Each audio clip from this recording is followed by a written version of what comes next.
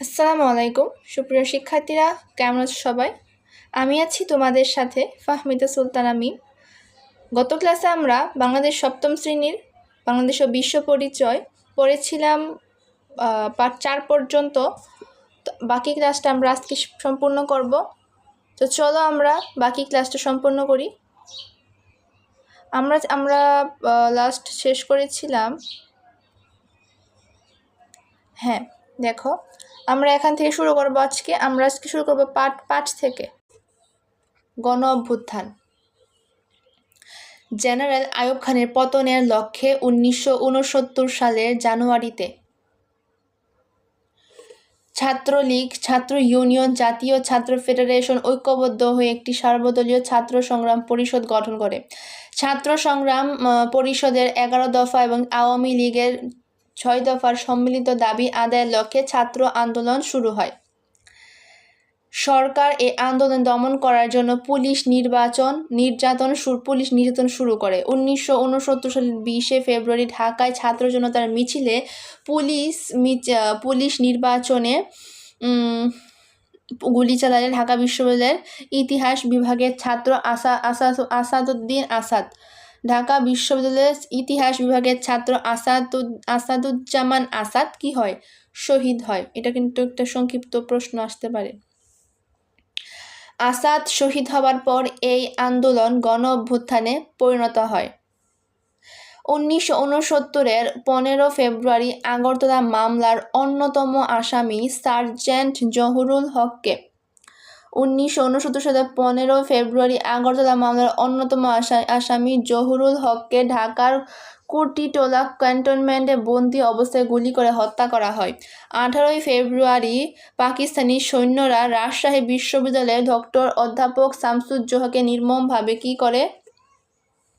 হত্যা করে। কোন বিশ্ববিদ্যালয়ে? রাজশাহী বিশ্ববিদ্যালয়ে। তিনি বিক্ষোভকারী আন্দোলনদের পক্ষে শান্ত করার কাজে নিয়োজিত ছিলেন। এই সব খবরে সারা দেশ বিক্ষোভের আঙুল ফুলে ওঠে। সাময়িক সরকার 1969 সালের 22 ফেব্রুয়ারি আগরতলা মামলা প্রত্যাহার করে রাজবন্দী নিঃশর্ত যুক্তি দেওয়ার ঘোষণা দিতে বাধ্য হয়। আন্দোলনের তীব্রতায় ভীত হয়ে ক্ষমতায় টিকে থাকার কোনো উপায় খুঁজে না পেয়ে 25 মার্চ 1969 সালে জেনারেল আইয়ুব খান জেনারেল প্রধানমন্ত্রী ইয়াহিয়ার হাতে ক্ষমতা হস্তান্তর করে পদত্যাগ করতে বাধ্য হয়। ক্ষমতাটা হস্তান্তর করে কার হাতে?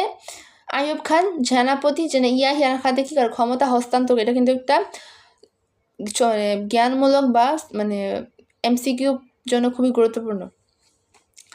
বাংলা ছাত্র জনতা এভাবে তাদের আন্দোলনের সফলতা লাভ করে। তারপর দেখো 1970 সালের সাধারণ নির্বাচন। প্রেসিডেন্ট আইয়ুব খান পাকিস্তানের সেনাপতি ইয়াহিয়া খানের হাতে প্রেসিডেন্টের দায়িত্ব পদত্যাগ করেন। ক্ষমতা গ্রহণ করে ইয়াহিয়া খান বাঙালিকে শান্ত করার লক্ষ্যে 1970 সালের সাধারণ নির্বাচনের অঙ্গীকার করেন। 1970 সালের 7 ডিসেম্বর পাকিস্তানের জাতীয় পরিষদ নির্বাচন অনুষ্ঠিত হয়। পাকিস্তানের জাতীয় পরিষদের আসন সংখ্যা ছিল 113টি। এর মধ্যে পূর্ব পাকিস্তানের নাম বরাদ্দ ছিল 169টি। বাকি আসন ছিল পাকিস্তানের জন্য বরাদ্দ। এই সংখ্যাগুলো কিন্তু মনে রাখবে, কখন কতজন ছিল উপস্থিত ছিল, কতজন আসন ছিল, কয়টি আসন পেয়েছিল, কে বিজয় অর্জন করেছিল, এই সবগুলো কিন্তু তোমরা মনে রাখবে জ্ঞানমূলক এবং এমসিকিউর জন্য। তারপর আছে দেখো, জাতীয় পরিষদ নির্বাচনে আওয়ামী লীগ 167টি আসন এবং পাকিস্তান পিপলস পার্টি 88টি আসন লাভ করে। উল্লেখ করা যেতে পারে আওয়ামী লীগ পূর্ব পাকিস্তানের এবং পিপলস পাকিস্তানের সংখ্যাগরিষ্ঠতা বেশি ছিল। 1970 সালের 17 ডিসেম্বর পাকিস্তানের প্রাদেশিক পরিষদের নির্বাচন অনুষ্ঠিত হয়।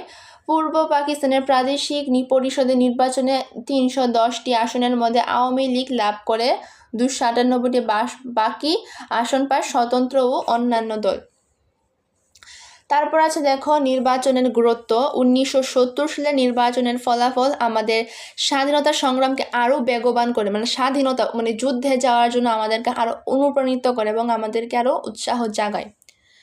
1947 সালের পাকিস্তান সৃষ্টির পর থেকে বাঙালিরা ভাষা আন্দোলন, সংস্কৃতির দিক থেকে যে স্বতন্ত্র দাবি করে এসেছিল, এই নির্বাচন বাঙালি আওয়ামী লীগের বিজয়ের জন্য তাই স্বীকৃতি পায়। অর্থাৎ মানুষ যা চিন্তা ভাবনা করে এসেছিল 1970 সালে এই চিন্তা ভাবনাগুলো বাস্তবে রূপ দান করে। বাঙালি স্বায়ত্তশাসনের দাবি অর্থাৎ বাঙালির নিজেদের যে দাবিগুলো ছিল সঠিক ছিল যে তার প্রমাণিত হয়। অর্থাৎ তারা যে দাবিগুলো উত্থাপন করেছিল, যে দাবিগুলো তারা আন্দোলনের মাধ্যমে প্রকাশ করেছিল, এগুলো যে আসলে সত্যি ছিল 1970 সালের নির্বাচনে বিজয়ের পর তা প্রমাণিত হয়েছে। তারপর দেখো আছে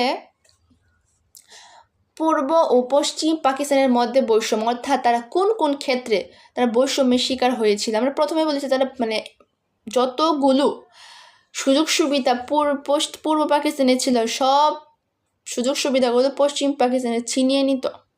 ঠিক আছে, এখন আমরা জানবো কি কি ক্ষেত্রে তারা এই কাজগুলো করতো, বৈষম্যগুলো করতো, অত্যাচার, নিপীড়ন, নির্যাতনগুলো করতো। পাকিস্তান রাষ্ট্রের জন্ম হওয়ার পর থেকে দেখা যায় পশ্চিম পাকিস্তান শাসকদের কাছে স্বাধীনতা ও মুক্তির বদলে বাঙালিরা পেয়েছিল বৈষম্যমূলক আচরণ। কি মূলক আচরণ? বৈষম্যমূলক আচরণ। পাকিস্তানের দুই অংশের মধ্যকার সম্পর্ক হয়ে যায় শোষক ও শোষিত। শোষক কারা? শোষক হচ্ছে পূর্ব পাকিস্তান আর শোষিত হচ্ছে পশ্চিম পাকিস্তান। যারা শোষিত মানে যারা অত্যাচারিত হয় সেটা হচ্ছে শোষক, আর যারা অত্যাচার করে তারা যারা অত্যাচারিত হয় তারা হচ্ছে শোষিত, আর যারা অত্যাচার করে তারা শোষক। ঠিক আছে, মনে রাখবে। রাজনৈতিক প্রশাসনিক সাময়িক তারপর হচ্ছে সাংস্কৃতিক অর্থনৈতিক পূর্ব পাকিস্তানের মাধ্যমে ব্যাপক বৈষম্যের শিকার হয়ে বাঙালি দমিয়ে রাখার চেষ্টা করা হয়।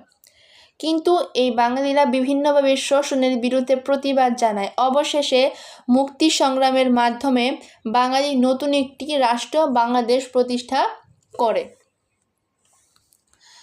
তার প্রথমে আছে দেখো রাজনৈতিক বৈষম্য। প্রথমে আছে দেখো রাজনৈতিক বৈষম্য। হাজার মাইলের ব্যবধানে গড়ে ওঠা পাকিস্তানের দুই অংশের মধ্যে শুরুতে রাজনৈতিক ক্ষেত্রে বাঙালিরা বৈষম্যের শিকার হয়। পাকিস্তানের জনসংখ্যা বড় অংশ বাঙালি হলেও ঢাকাকে রাজধানী না করে করাচিকে পাকিস্তানের রাষ্ট্রের রাজধানী করা হয়। রাষ্ট্রের বড় পদ গভর্নর জেনারেল, প্রধানমন্ত্রী ও মন্ত্রিসভার বেশিরভাগ সদস্য পশ্চিম পাকিস্তান থেকে নেওয়া হয়। পূর্ব পাকিস্তানের উপর পশ্চিম পাকিস্তানের একরকম ঔপনিবেশিক শাসকই প্রতিষ্ঠা করা হয়। এখন তোমাদের মনে প্রশ্ন জাগতে পারে যে উপনিবেশ জিনিসটা কি আসলে? উপনিবেশ হচ্ছে ধরো একটা দুর্বল দেশকে যখন একটা শক্তিশালী দেশ অত্যাচার, নিপীড়ন, নির্যাতন নিয়ন্ত্রণ করে, সেটা হচ্ছে উপনিবেশ। ওই যে দেখো আমরা উদাহরণ এভাবে দিতে পারি। এখানে আমরা ধরো পূর্ব পাকিস্তান ও পশ্চিম পাকিস্তান, পূর্ব পাকিস্তানিদেরকে পশ্চিম পাকিস্তানিরা শোষণ করে, তারা কি হয়? শোষিত হয়। এটাই হচ্ছে উপনিবেশ। তারপর দেখো 1947 সাল থেকে 1971 সাল পর্যন্ত পাকিস্তানের কেন্দ্রীয় মন্ত্রিসভা জনগণের মধ্যে 221 জনের মধ্যে বাঙালি ছিল 95 জন। আইয়ুব খানের আমলে 62 জন মন্ত্রীর মধ্যে 22 জন ছিলেন বাঙালি। এই সব বাঙালি মন্ত্রীদের আবার গুরুত্বপূর্ণ মন্ত্রণালয়ে দায়িত্ব দেওয়া হয়নি। আইয়ুব খানের আমলে অর্থাৎ 1958 থেকে 1969 আমলে বাঙালি রাজনীতিদের দমনে জেল, জরিমানা ছাড়াও বিভিন্ন আদেশ ও অধ্যাদেশের মাধ্যমে নির্বাচনে অযোগ্য ঘোষণা করা হয়। অর্থাৎ পূর্ব পাকিস্তানের যোগ্য থাকার পর তাদেরকে অযোগ্য ঘোষণা করা হয় এবং তাদেরকে কাজে এবং রাজনৈতিক যে বিষয় তাদেরকে কি করা হতো না, নিয়োগ দেওয়া হতো না, তাদেরকে বৈষম্য করা হতো।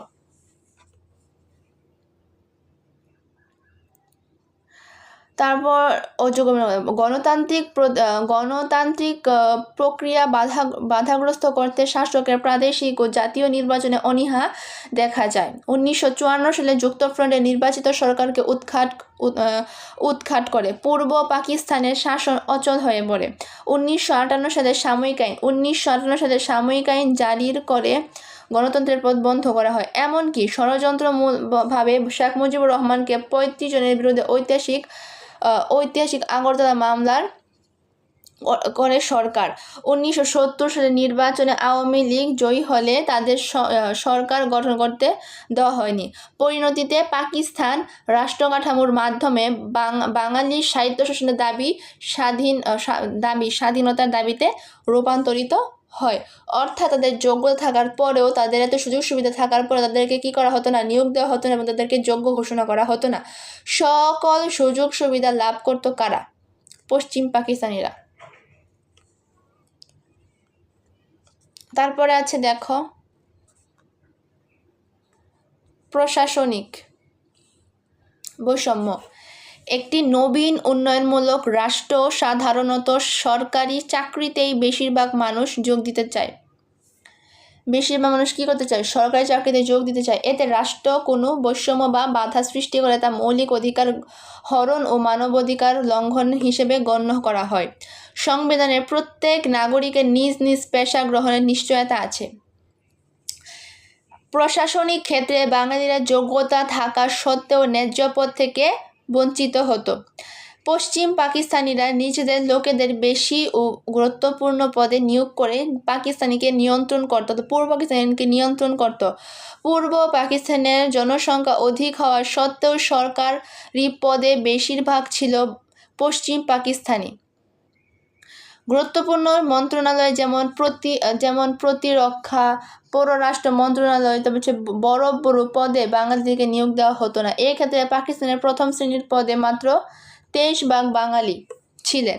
তাছাড়া কেন্দ্রীয় ব্যাংক, রেলওয়ে, কর্পোরেশন, সরকার নিয়ন্ত্রণ বিভিন্ন কার্যালয়ে বাঙালিদের নিয়োগে একইভাবে বৈষম্য করা হতো। অর্থাৎ রাজনৈতিক ক্ষেত্রেও তাদের যেমন বৈষম্য করা হতো, প্রশাসনিক ক্ষেত্রেও আরও বেশি বৈষম্য শিকার হতে হয়।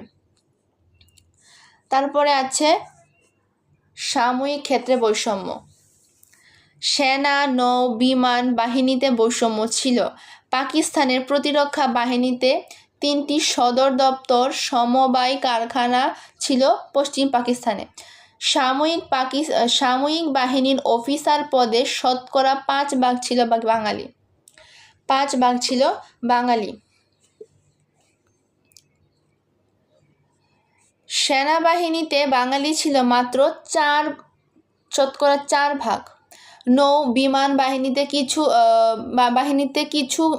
কিছু বেশি নিয়োগ দেওয়া হলেও তা উল্লেখযোগ্য ছিল না। সামরিক বাহিনীর জন্য বাজেটেও শতকরা 60% বরাদ্দ, যার বেশিরভাগ ব্যয় করা হতো পশ্চিম পাকিস্তানে। মানে এই পূর্ব পাকিস্তানের জন্য সব কিছু বরাদ্দ ছিল, সব কিছু তারা সুযোগ সুবিধা সব কিছু তারা বরাদ্দ ছিল, কিন্তু পশ্চিম পাকিস্তানিরা তাদের করতে দিত না, তাদেরকে নিয়ন্ত্রণে রাখ, কারণ ক্ষমতা ছিল তাদের হাতে।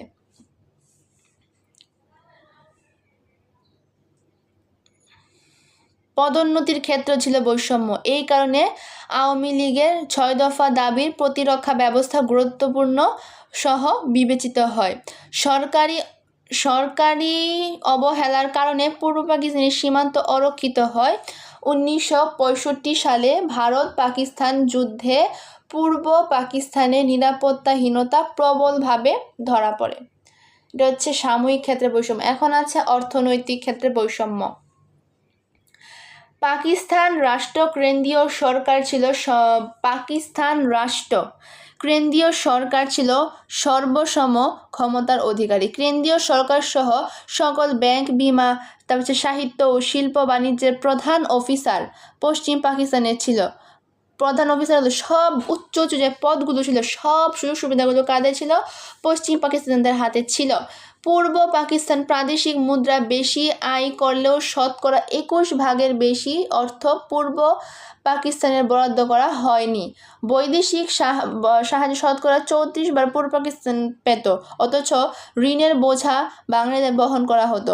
এই ক্ষেত্রে বিদেশ থেকে যা আমদানি করা হতো মাত্র 31% পূর্ব পাকিস্তান উন্নয়নের কাজে বরাদ্দ ছিল। পূর্ব পাকিস্তানের উন্নয়নের জন্য কম অর্থ বরাদ্দ হওয়ায় এখানে উন্নয়ন তেমন ঘটেনি, অথচ আমাদের টাকায় পশ্চিম পাকিস্তানিরা উন্নত করে গড়ে তোলা হয়েছে।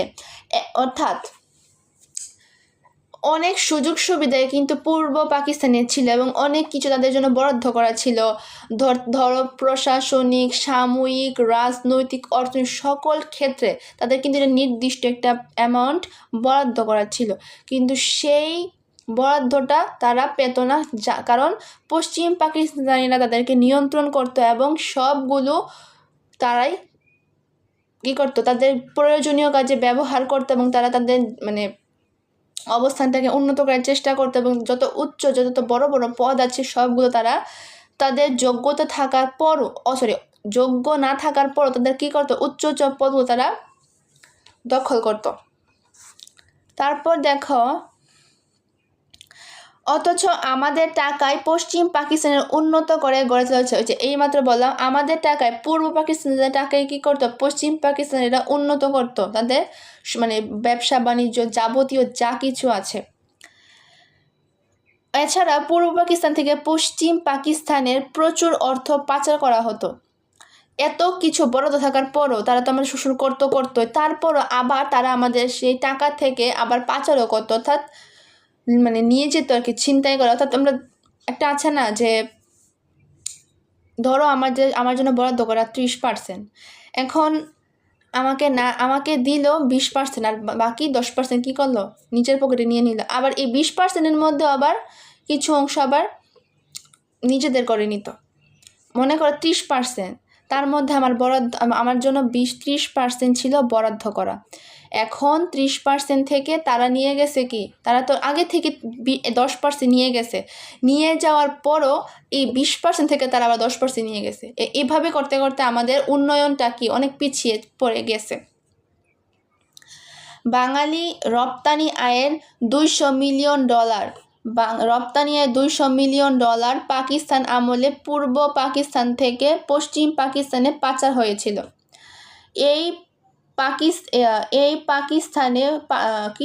এই বৈষম্য বোঝার জন্য সেই সময় ব্যবহৃত একটি প্রতীকী পোস্টার উপস্থাপনা করা হয়।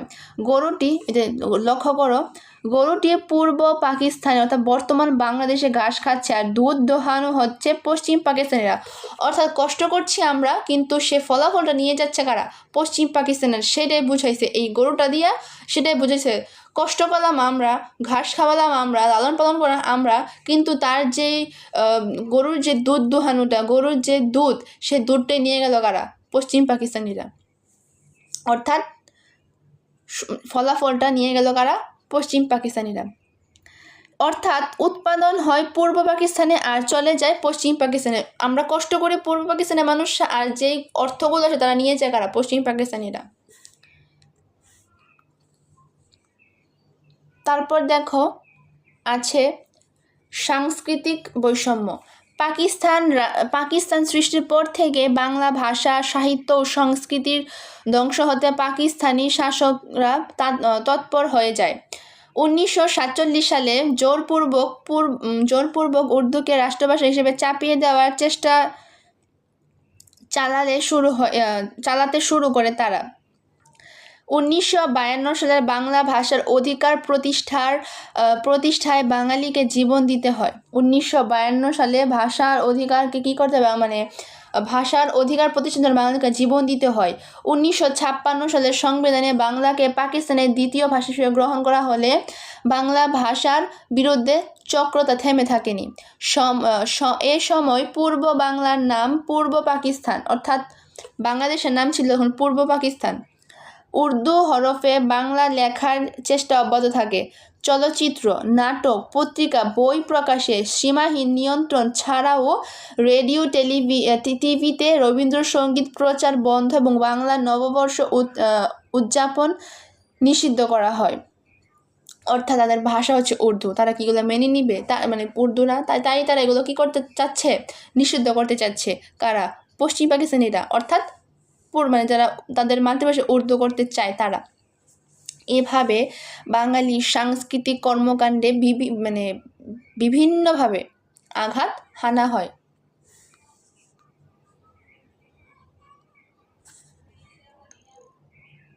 তারপর দেখো আছে বৈষম্যের বিরুদ্ধে প্রতিক্রিয়া। বাঙালি লড়াকু জাতি, অর্থাৎ বাঙালি হচ্ছে লড়াই করার জাতি। তারা লড়াই করে করে, জীবনে সংগ্রাম করে করে তারা এই পর্যন্ত এসেছে। ব্রিটিশ আমলে বাঙালি অন্যের প্রতিবাদ জানায়। পাকিস্তান সরকারের বৈষম্যমূলক আচরণও বাঙালি জাতি কখনো সহ্য করেনি। ভাষা আন্দোলনের মধ্য দিয়ে বাঙালিরা পাকিস্তান বিরোধী আন্দোলনের সূচনা হয়। ভাষা আন্দোলনের মধ্য দিয়ে বাঙালিরা পাকিস্তান বিরোধী আন্দোলনের কি হয়? সূচনা হয়। 1954 সালে নির্বাচনে যুক্তফ্রন্ট মুসলিম লীগকে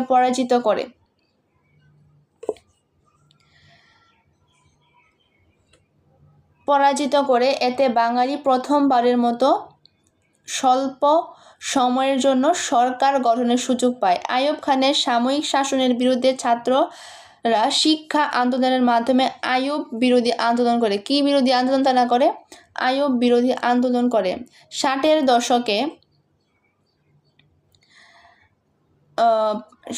দশকে সাহিত্য সম্মেলন, সাহিত্যিক আন্দোলনের মাধ্যমে আইয়ুব বিরোধী তৎপরতা চালানো হয়।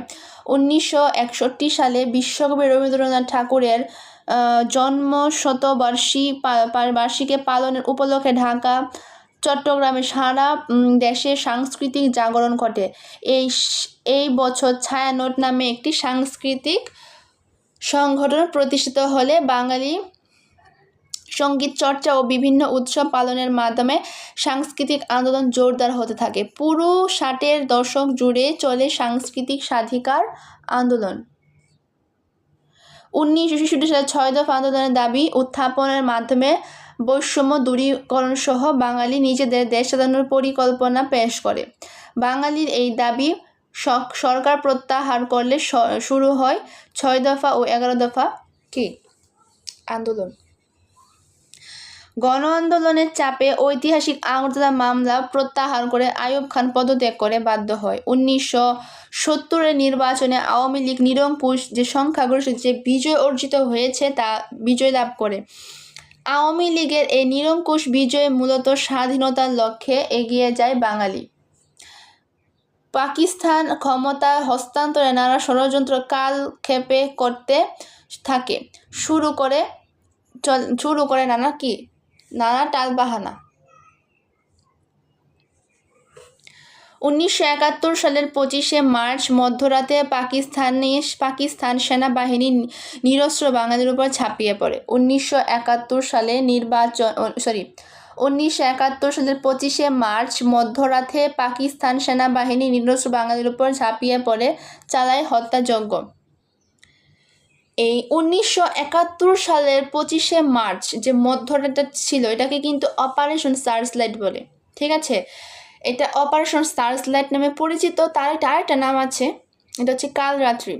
যেই রাতে পাকিস্তানিরা নিরস্ত্র বাঙালির উপর নৃশংসভাবে অন্যায় অত্যাচার নিপীড়ন শুরু করে এবং তারা যেখানে পায়, শিশু থেকে ধরে বৃদ্ধ থেকে ধরে তরুণ তরুণী যেখানে বাঙালি পেয়েছিল সেখানে তারা কি করেছিল? হত্যা করেছিল, অত্যাচার করেছিল, নিপীড়ন চালায় নির্বিশেষে। তারা কোনো দেখেনি, ছোট বড় কিছুই দেখেনি। পাকিস্তানের বাহিনী কর্তৃত্ব রাজারবাগ পুলিশ লাইন্স আক্রমণ হলে পুলিশ লাইন্স বেজ হতে আক্রমণের সংবাদ তার বার্তার মাধ্যমে সারা দেশে ছড়িয়ে দেওয়া হয়। বঙ্গবন্ধুর বন্দি করা হয় ওই রাতে। 1971 সালে 25শে মার্চে প্রথম প্রহরে বঙ্গবন্ধুর স্বাধীনতা ডাকটা দিয়েছিল। ওই তখনই বঙ্গবন্ধুকে কি করা হয়? গ্রেফতার করা হয়। 26শে মার্চ তারিখে মেজর জিয়াউর রহমান চট্টগ্রামের কালুরঘাটে বেতার কেন্দ্র থেকে বাংলাদেশের স্বাধীনতা ঘোষণা করে। এটা কিন্তু একটা গুরুত্বপূর্ণ সংক্ষিপ্ত প্রশ্ন। এজন্য তিনি 27শে মার্চ বঙ্গবন্ধু শেখ মুজিবুর রহমানের পক্ষে আরও স্বাধীনতা ঘোষণা করে। শুরু হয় মুক্তিযুদ্ধ। এখন থেকে শুরু হলো মুক্তিযুদ্ধের যে ধাপটা। বঙ্গবন্ধু স্বাধীনতা ঘোষণা দেওয়ার পর থেকেই সেই মুক্তিযুদ্ধের আভাস শুরু হয় এবং সেখান থেকে মুক্তিযুদ্ধটা কি হয়, শুরু হয়। এই যে এখন মুক্তিযুদ্ধ কি হয়, শুরু হয়। শেষ পর্যন্ত 1971 সালের 16 ডিসেম্বর জনসম্মুখে বিজয় অর্জনের মাধ্যমে 1971 সালের 16 ডিসেম্বর জনসম্মুখে বিজয় অর্জনের মাধ্যমে পাকিস্তান 24 বছরের শোষণ ও বৈষম্যের অবসান ঘটে। পাকিস্তান বাংলাকে শোষণ করেছিল কত বছর? 24টা বছর কি করেছিল? শোষণ করেছিল। 30 লাখ শহীদের, কয় লাখ? 30 লাখ শহীদের রক্তের বিনিময়ে বাংলাদেশ পৃথিবীর বুকে একটি স্বাধীন ও সার্বভৌম রাষ্ট্র প্রতিষ্ঠিত হয়। অর্থাৎ বঙ্গবন্ধুর 1971 সালের 25শে মার্চ অর্থাৎ 26শে মার্চের প্রথম প্রহরে যে স্বাধীনতার ডাকটা দিয়েছিল, সেখান থেকেই তখন কিন্তু বঙ্গবন্ধুকে গ্রেফতার করা হয়েছিল। তো গ্রেফতার করার পরে যে 26শে মার্চ তারিখে যে মেজর জিয়াউর রহমান উনি যে বেতার কেন্দ্রে যে এই মুক্তিযুদ্ধের সম্পর্কে যে রেডিওটা বিভিন্ন দেশান্তরে ছড়িয়ে পড়েছে, সেখান থেকে স্বাধীনতাটার ডাক আসে এবং মুক্তিযুদ্ধ শুরু হয়। এবং এই মুক্তিযুদ্ধ শুরু থেকে আজকে আমাদের 24 বছরের শোষণের হাত থেকে আমরা কি হয়, রক্ষা পাই এবং আমরা একটা স্বাধীন দেশ সে বসবাস করার সে সৌভাগ্য আমাদের হয় এবং আমরা স্বাধীনভাবে এবং আমাদের অধিকার নিয়ে এই দেশে বেঁচে থাকতে এবং বসবাস করতে পারছি এবং সক্ষম হয়েছি। তারপরে দেখো আছে বাংলাদেশের গণ আন্দোলন ও 24শে জুলাই গণ অভ্যুত্থান। আমরা তো সবাই জানি 2024 সালের জুলাই মাসে কি হয়েছিল, আমাদের কিছু না কিছু অবশ্যই ধারণা আছে। তো দেখো, সাম্য, মানবিক মর্যাদা, সামাজিক ন্যায় বিচার ও গণতন্ত্রের দাবিতে বাংলাদেশের মানুষ বারবার সংগ্রাম করেছে। অধিকার আদায়ের সংগ্রামে অনেক মানুষ নিজের জীবন বিলিয়ে দিয়েছে। 1990 ও 1924 সালে যে গণ অভ্যুত্থান বাংলাদেশের গণতন্ত্র নাগরিক অধিকার ইতিহাসের লক্ষ্যে বিশেষ স্থান দখল করে আছে। 2024 সালে যে গণ অভ্যুত্থানটা এবং 1990 সালে যে গণ অভ্যুত্থানটা দুইটাই কিন্তু অন্যের বিরুদ্ধে প্রতিবাদের জন্য কি আন্দোলন করেছে এবং অনেক মানুষ তাদের জীবন বিসর্জন করেছে এবং তাদের যে দায়ী যে অধিকারটা, অন্যের বিরুদ্ধে যে প্রতিবাদটা, এই দুইটাই কিন্তু সেম, অর্থাৎ প্রেক্ষাপট থেকে কি সেম, অর্থাৎ অন্যের বিরুদ্ধে প্রতিবাদ করা, সকলে একত্রিত হয়ে সকলের সমন্বয়ে যে প্রতিবাদটা জানানো হয়েছিল সেটাই হচ্ছে গণ আন্দোলন বা গণ অভ্যুত্থান। আচ্ছা দেখো,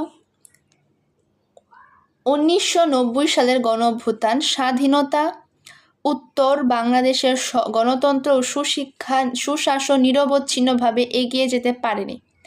1975 সালে শেখ মুজিবুর রহমান সংবিধানে 1975 সালে বঙ্গবন্ধু শেখ মুজিবুর রহমান সংবিধানের 4th সংশোধনীর মাধ্যমে দেশে একদলীয় শাসন ব্যবস্থা বাকশাল প্রতিষ্ঠা করে। প্রেসিডেন্ট জিয়াউর রহমান 1969 সালে সারা দেশে পুনরায় বহুদলীয় গণতান্ত্রিক শাসন কি করে, চালু করে। পরবর্তীতে 1982 সালে সেনাবাহিনী হুইসেইন মুহাম্মদ এরশাদ তৎকালীন নির্বাচিত প্রেসিডেন্ট আব্দুস সাত্তারকে ক্ষমতাচ্যুত করে দেশে সাময়িক শাসন কি করে, জারি করে। প্রথমে কি করছে, একদলীয় শাসন করবে একজন, তারপরে পরবর্তীতে তারা কি করছে, প্রেসিডেন্ট জিয়াউর রহমান কি করছে, এটাকে পুনরায় আবার বহুদলীয় গণতান্ত্রিক কি করে, শাসন করে। তারপর আছে এরশাদের স্বৈরাচারী শাসনের অবসান এবং গণতন্ত্র প্রতিষ্ঠার দাবিতে ছাত্র জনতা রাজপথে আন্দোলন গড়ে তোলে। কয়েক বছর ধরে চলা এরশাদ বিরোধী আন্দোলনের পরবর্তী গণ আন্দোলনের রূপ নেয়। বিশ্ববিদ্যালয়ের শিক্ষার্থী আন্দোলনে অগ্রণী ভূমিকা পালন করে। বিশ্ববিদ্যালয়ের শিক্ষার্থীরা আন্দোলনে কি করে, অগ্রণী অগ্রণী ভূমিকা রাখে। বিভিন্ন রাজনৈতিক দল, পেশাজীবী সংগঠন এবং সাধারণ জনগণ তাদের কি করে যোগ দেয়। সারা দেশে আন্দোলন ছড়িয়ে পড়ে। একটানা কয়েক মাস ধরে চলা আন্দোলন তীব্র আকার ধারণ করে 1990 সালের 27 নভেম্বর জেনারেল এরশাদ জারি করে। এদিকে ডক্টর শামসুল আলম খান মিলন ঢাকা বিশ্ববিদ্যালয় এলাকায় এরশাদের সমর্থকদের গুলিতে শাহাদাত বরণ করেন। ঢাকা বিশ্ববিদ্যালয় এলাকায় এরশাদ সমর্থকদের গুলিতে কি করে শাহাদাত বরণ করলে আন্দোলনের তীব্র আকার ধারণ করে। ছাত্র জনতা জরুরি অবস্থা ভঙ্গ করে রাজপথে অবস্থান নেয়। তীব্র আন্দোলনের মুখে 1990 সালে 6 ডিসেম্বর জেনারেল এরশাদ কি করে পদত্যাগ করে। কত সালে পদত্যাগ করে? 1990 সালের 6 ডিসেম্বর। এটা কিন্তু একটা কি জানি বলে এই সংক্ষিপ্ত প্রশ্ন। কত সালে এরশাদ পদত্যাগ করে? 1990 সালের 6 ডিসেম্বর জেনারেল এরশাদ পদত্যাগ করতে বাধ্য হয়। ইতিহাস এ আন্দোলন 90-এর গণ অভ্যুত্থান নামে কি পরিচিত। ইতিহাসে এই আন্দোলনটা গণ অভ্যুত্থান নামে পরিচিত। এই গণ অভ্যুত্থানের মধ্য দিয়ে বাংলাদেশ সংসদীয় পুনর্যাত্রা হয়। তারপর আছে লাস্ট হচ্ছে 24 সালের জুলাই গণ অভ্যুত্থান। জুলাই গণ অভ্যুত্থান বলতে 2024 সালের জুলাই আগস্টে গণ অভ্যুত্থান যদি বলে যে 24-এ গণ অভ্যুত্থান বলতে কি বোঝায় বা বলতে কি বুঝে, বলবে যে জুলাই গণ অভ্যুত্থান বলতে 2024 সালের জুলাই আগস্ট মাসে সংগঠিত কোটা সংস্কার আন্দোলন, অসহযোগ আন্দোলন, ফেসিবাদী আন্দোলনের অবসানে ছাত্র জনতার সমন্বিত আন্দোলনকে বোঝায়। এটা কিন্তু তোমরা অনুধাবনে ব্যবহার করতে পারো, কিন্তু এটা তোমরা জ্ঞানমূলকের জন্য ভালোভাবে পড়ে রাখবে যে 2024 সালের জুলাই গণ অভ্যুত্থান কি বা বলতে কি বোঝায়। জুলাই অভ্যুত্থান হচ্ছে 2024 সালের জুলাই আগস্ট মাসে সংগঠিত কোটা সংস্কার নিয়ে আন্দোলন। তারপর আছে অসহযোগ আন্দোলন, ফেসিবাদী আন্দোলনের অবসানে ছাত্র জনতার সমন্বিত আন্দোলনকে বোঝায় 24 জুলাই গণ অভ্যুত্থান। এই গণ অভ্যুত্থানে বাংলাদেশের ইতিহাসে অন্যতম মাইল ফলক। 2024 সালের 5 জুন 2024 সালের 5 জুন হাইকোর্টের রায়ে সরকারি চাকরিতে কোটা সংস্করণ প্রথা ফেরত আসলে ঢাকা বিশ্ববিদ্যালয়ের শিক্ষার্থীরা আন্দোলন শুরু করে। আন্দোলনের সাথে সারা দেশের সর্বস্তরের শিক্ষার্থীরা কি করে সম্পৃক্ত হয়, যুক্ত হয়, এই আন্দোলনে অংশগ্রহণ করে, যোগদান করে। আন্দোলনে চলাকালে 16 জুলাই রংপুরের বেগম রোকেয়া বিশ্ববিদ্যালয়ের ইংরেজি বিভাগের ছাত্র আবু সাইদ পুলিশের গুলিতে কি হয়? শহীদ হয়। এটা খুবই খুবই খুবই গুরুত্বপূর্ণ একটা প্রশ্ন। তোমরা এটা ভালো করে মাথায় ক্যাচ করে নিবে এবং এটা কিন্তু খুবই গুরুত্বপূর্ণ প্রশ্ন পরীক্ষার জন্য, যে 2024 সালে প্রথম শহীদ হয়েছিল কে? বলবে যে রংপুরের বেগম রোকেয়া বিশ্ববিদ্যালয়ের ইংরেজি বিভাগের ছাত্র আবু সাইদের পুলিশের গুলিতে শহীদ হয়। আবু সাইদ কার গুলিতে নিহত হয়? পুলিশের গুলিতে আবু সাইদ কি হয়? নিহত হয়। এছাড়া এই দিনে আন্দোলনকারী অবস্থা আরও 5 জন কি হয়? আরও 5 জন শহীদ হয়। আবু সাইদ ছাড়াও আরও 5 জন কি হয়েছে? শহীদ হয়েছে। হাসিনা সরকার ছাত্র জনতার আন্দোলনকে দমন করতে নৃশংস হত্যাকাণ্ড শুরু করে।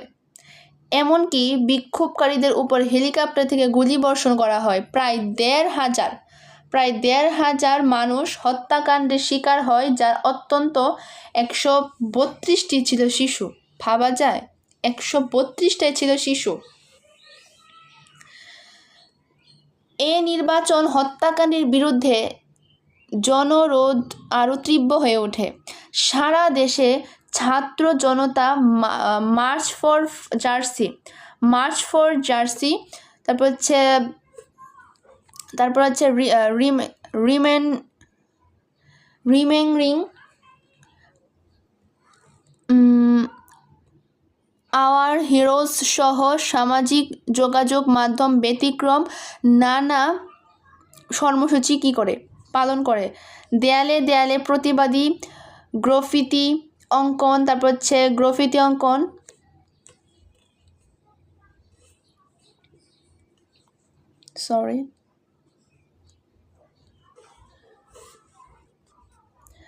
দেখো দেয়ালে দেয়ালে প্রতিবাদী গ্রাফিতি অঙ্কন, ব্যতিক্রমী স্লোগান, নারীদের সক্রিয় অংশগ্রহণ আন্দোলনকে বেগবান করে তোলে। বিরোধী রাজনৈতিক দলসমূহ এবং শিক্ষক সহ পেশাজীবীরা আন্দোলনে যুক্ত হয়। বৈষম্যকারী ছাত্র এবং আন্দোলনের সরকার সমন্বয়ে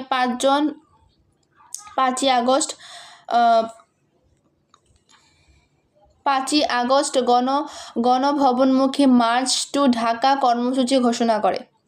গণ অভ্যুত্থানের মুখে তৎকালীন প্রধানমন্ত্রী শেখ হাসিনা বাধ্য হন এবং ভারতে পালিয়ে যান। দেশে প্রতিষ্ঠিত হয় জনগণের সরকার। এই গণ অভ্যুত্থানের সাময়িক ইতিহাস এক বিরল ও স্থান করে নিয়েছে। অর্থাৎ এই যুদ্ধটা ছিল কিন্তু 1969 এবং 1969 যে গণ অভ্যুত্থানটা এবং 1970 সালে 2024 সালে যে গণ অভ্যুত্থানটা প্রায় প্রেক্ষাপটটা কিন্তু সেম, মানে যুদ্ধটা কিন্তু সেম, অন্যায়ের বিরুদ্ধে প্রতিবাদ, কিন্তু এটার ভিতরকার কাহিনী ছিল ভিন্ন ভিন্ন। ওইখানের কাহিনী ছিল ভাষার জন্য এবং বিভিন্ন আন্দোলনের জন্য, আর এটা ছিল কোটা সংস্করণ, অর্থাৎ তাদের মেধা শক্তি থাকার পরও তারা প্রকৃত অর্থে তাদের যে যোগ্য যে মানে চাকরি হোক যাই হোক তারা পাচ্ছে না।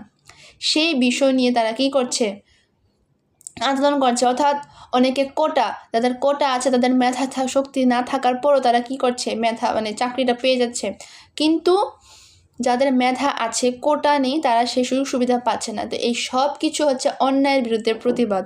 গণ আন্দোলন মানে হচ্ছে সকলে একত্রিত হয়ে অন্যায়ের বিরুদ্ধে প্রতিবাদ করা। তো দেখো এখানে কিছু বহু নির্বাচনী আছে, তোমরা যদি আমার পাঠটা ভালোভাবে বুঝে থাকো তাহলে অবশ্যই তোমরা এই বহু নির্বাচনীগুলো পারবে।